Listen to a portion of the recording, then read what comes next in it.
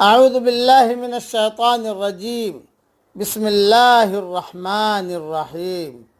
سورہ مدثر کی آیتیں پڑھ رہا ہوں، آیت نمبر 8 سے لے کر آیت نمبر 17 تک۔ فَإِذَا نُقِرَ فِي النَّاقُورِ، پس جب کہ سور میں پھونک ماری جائے گی۔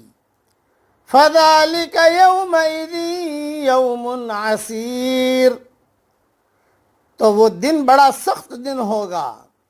عَلَى الْكَافِرِينَ غَيْرُ يَسِيرٌ، جو کافروں پر آسان نہ ہوگا۔ ذَرْنِي وَمَنْ خَلَقْتُ وَحِيدًا، اس شخص کا معاملہ مجھ پر چھوڑ دیں جسے میں نے اکیلا پیدا کیا۔ وَجَعَلْتُ لَهُ مَالًا مَمْدُودًا، اور اسے ایسا مال دیا جو دور تک پھیلا پڑا ہے۔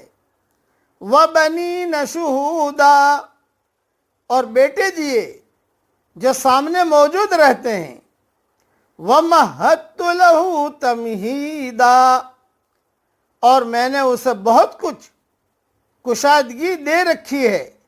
ثُمَّ يَطْمَعُ أَنْ أَزِيدَ كَلَّا، پھر بھی اس کی چاہت ہے کہ میں اسے اور زیادہ دوں۔ نہیں نہیں، اِنَّهُ كَانَ لِآيَاتِنَا عَنِيدًا، وہ ہماری آیتوں کا مخالف ہے۔ سَأُرْهِقُهُ صَعُودًا، جلد ہی میں اسے ایک سخت چڑھائی چڑھاؤں گا۔ تشریح سن لیجئے، جس آدمی کے بارے میں یہ تذکرہ ہے یہ ولید ابن مغیرہ کی طرف اشارہ ہے۔ یہ کفر اور طغیان میں بہت بڑا ہوا تھا، اس لیے اس کا خصوصی طور پر ذکر کیا ہے۔ یعنی اللہ نے اس کو لڑکے ہی لڑکے دیے تھے، وہ ہر وقت اس کے پاس ہی رہتے تھے۔ گھر میں دولت کی فراوانی تھی، اس لیے بیٹوں کو تجارت و کاروبار کے لیے باہر جانے کی ضرورت پیش نہیں آتی تھی۔ بعض کہتے ہیں کہ یہ بیٹے 7 تھے، بعض کے نزدیک 12 اور بعض کے نزدیک 13 تھے۔ ان میں سے صرف 3 مسلمان ہو گئے تھے، خالد، ہشام اور ولید ابن ولید۔ اور یہ جو اللہ نے قرآن میں کہا کہ میں اسے سخت چڑھائی پر چڑھاؤں گا، یعنی ایسے عذاب میں مبتلا کروں گا جس کا برداشت کرنا نہایت سخت ہوگا۔ بعض کہتے ہیں جہنم میں آگ کا پہاڑ ہوگا جس پر اس کو چڑھایا جائے گا۔ ارحاق کے معنی ہے انسان پر بھاری چیز لاد دینا۔ یہ ساری تفسیر فتح القدیر کے اندر موجود ہے۔ اور مختصر وضاحت اور سن لیجئے، جو آدمی اپنے آپ کو اس حال میں پاتا ہے کہ اس کے پاس مال بھی ہے اور ساتھیوں کی فوج بھی ہے، بہت ساتھی ہے میرے ساتھ، کہتے ہیں نا میرے ساتھ بہت بڑا مجمع ہے، یہ اشارہ ہے اس کی طرف، اور ساتھیوں کی فوج بھی ہے، اس کے اندر جھوٹا اعتماد پیدا ہو جاتا ہے۔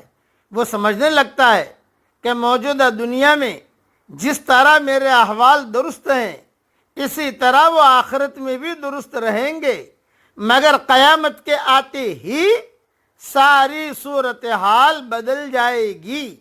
وہ شخص جو دنیا میں ہر طرف آسانیاں دیکھ رہا تھا، وہ قیامت کے دن اپنے آپ کو ناقابل عبور دشواریوں کے درمیان گھرا ہوا پائے گا۔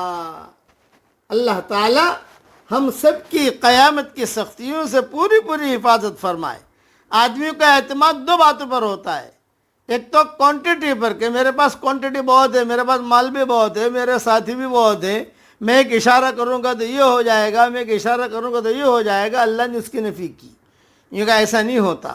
اپنے اندر کوانٹٹی پر اعتماد مت کرو، کوالٹی پیدا کرو، یہ ہے اس کی مختصر سی تشریح۔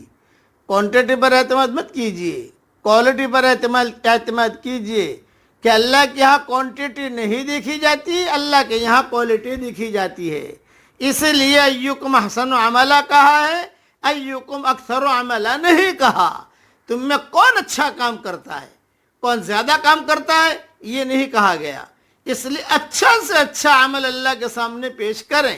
اب دھیان سے پڑھ لیجئے میرے ساتھ، لا الہ الا انت سبحانک انی کنت من الظالمین۔ اللہ تعالی ہم سب سے راضی ہو جائے، آمین۔ وآخر دعوانا ان الحمد للہ رب العالمین۔